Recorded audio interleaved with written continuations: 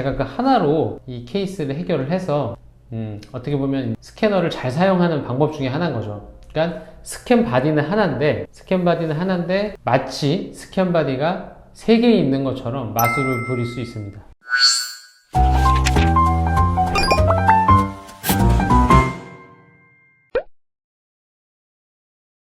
안녕하세요. 평범한 동네 치과 의사 서정우입니다. 오늘은 자주 하는 건 아니지만 제가 하지 않은 임플란트에 보철물이 깨져서 이제 이걸 새로 해야 되는 그런 상황에 또 제가 좀 재미있게 대처했던, 자주 쓰지 않지만 알아두면 되게 유용하게 해결할 수 있는 방법을 하나 소개시켜 드리려고 합니다. 일단은 여기 엑스레이를 보시면은 여기가 뭔가 조금 여기가 잘 안 맞았을 것 같긴 한데 어쨌든 깨져가지고 보철물이 다시 하셔야 되는 상황이었습니다. 그런데 이 상태로는 여기를 맞추기가 어렵고 스캔하기도 어려워서 일단은 환자분께서 요거 다 교체하시기를 원하셔가지고 요 중간 것까지 다 교체를 하기로 했어요. 그러면은 얘네들을 다 빼고, 이거는 약간 기성품인 것 같거든요. 그래서 이제 기성품이 아닌 커스텀 어버트먼트, 그러니까 맞춤형 어버트먼트로 이제 교체하기로 했고, 그래서 그 맞춤형으로 하려면 얘네들을 다 제거하고 여기다가 스캔 바디라는 걸 연결해야죠.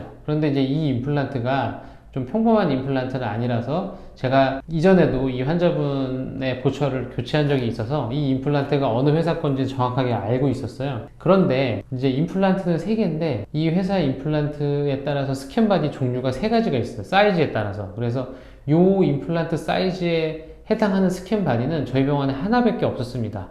2개를 더 주문해가지고 3개를 연결한 다음에 임플란트 스캔을 하고 보철을 할 수도 있었죠. 커스텀과 지르코니아로.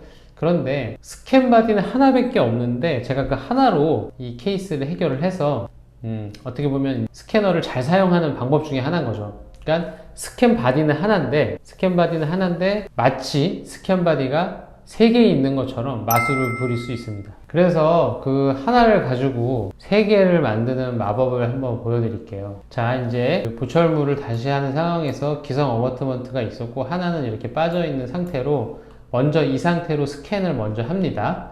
사전 프랩을 이용해서 이렇게 스캔을 하고, 그 다음에 이제 이 임플란트의 스캔 바디는 되게 길어서 스캔 바디를 꽂으면 이게 물리지가 않습니다. 그래서 여기 보시면 이렇게 길기 때문에 물리지가 않아요. 그러니까 이거를 연결하기 전에 먼저 이 상태에서 바이트를 스캔을 해야죠. 그래서 이렇게 한 다음에 이제 사전 프랩 기능은 다들 영상 보시는 분들은 아실 테니까 이제 이거를 지우고, 이게 지금 그때그때마다 제가 다 스캔을 중간중간에 캡처를 해놓지는 않았기 때문에 조금 이해하기가 어려우실 수 있는데 생각보다 그렇게 어렵진 않습니다. 한번 상상을 해서 들어보세요. 이 상태에서 맨 앞에만 스캔 바디를 연결합니다. 자, 맨 앞에만. 실제로는 여기 2개는 그냥 기성 어버트먼트가 있는 거고 요것만 이렇게 연결한 거죠. 그러면 아까 여기만 지우고 스캔을 하면 요거 하나만 있고 여기는 기성 어버트먼트가 있겠죠. 자, 그러면 지금 이 스캔 바디는 실제로 저한테는 하나밖에 없습니다. 그럼 이걸 빼가지고 여기다 껴야 될 거 아니에요. 물론 제가 처음에 말씀드린 대로 3개가 있으면 3개를 다 연결하면 되는데 하나만 있어도 가능하다는 것을 설명드리려고 하는 거죠. 자, 지금 스캐너에서 다시 상상을 해보세요. 여기 2개는 어버트먼트가 있고 여기 하나만 지금 이렇게 스캔이 되어 있는 상태입니다. 그럼 얘를 빼가지고 입안에서는 여기 어버트먼트를 빼고 얘를 일로 옮겼어요. 그러면 입안에서는 얘가 실제로 없으니까 다시 스캔하면 여기가 이상해지거든요. 그럴 때 스캐너에 보면 표면 잠금이라는 활성화 터치 기능이 있어요. 표면 잠금을 누르고 우리가 다듬기를 누르고 이렇게 하면은 그 다듬어서 없어지듯이 표면 잠금을 터치를 하고 내가 보호하고 싶은 부분을 이렇게 색칠을 하면은 이 부분이 이렇게 색칠이 됩니다. 그러면 이 색칠된 부분은 아무리 스캐너를 대도 이게 변하지가 않아요. 그러니까 표면을 잠가버리는 겁니다.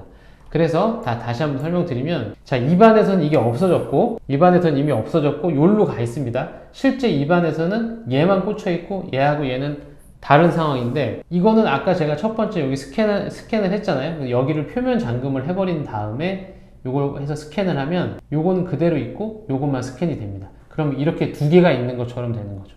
그리고 나서 그 다음 건 이해하시겠죠? 마찬가지로 여기까지 표면 잠금을 하고 이 가운데 있던 스캔 바디를 여기로 옮깁니다. 그래서 스캔을 하면 지금처럼 마치 세 개를 원래 내가 가지고 있던 것처럼 세 개를 동시에 연결한 것과 같은 그런 스캔 데이터를 얻을 수가 있습니다.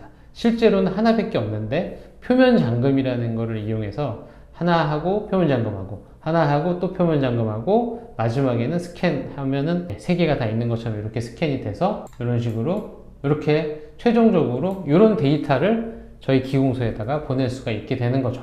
그래서 하나만 가지고 있어도 임플란트의 종류와 이 스캔 바디가 정확하게 내가 그것만 알고 있으면은 이런 식으로 가능합니다. 이 임플란트는 의사 선생님들은 아시는 분은 아실 텐데 진머라는 회사의 임플란트고, 이런 임플란트 스캔 바디를 굳이나 이걸 뭐 종류별로 사이즈별로 3-4개씩 가지고 있을 필요가 없기 때문에 하나씩만 가지고 있어도 이런 식으로 임플란트 보철을 해결할 수 있다.